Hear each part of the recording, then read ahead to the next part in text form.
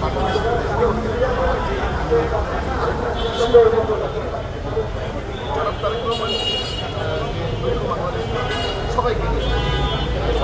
সরকার গঠনের ডাক দিয়েছিলেন।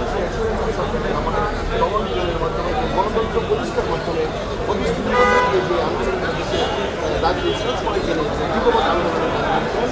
তখন সে করতে দেখতে পেয়েছিলেন যে 31 দফা রাষ্ট্র সংস্কারের যে একটা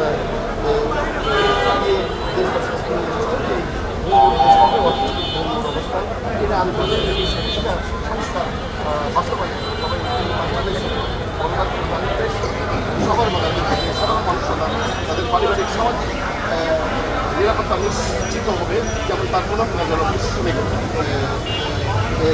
বেড়ে সাজানো।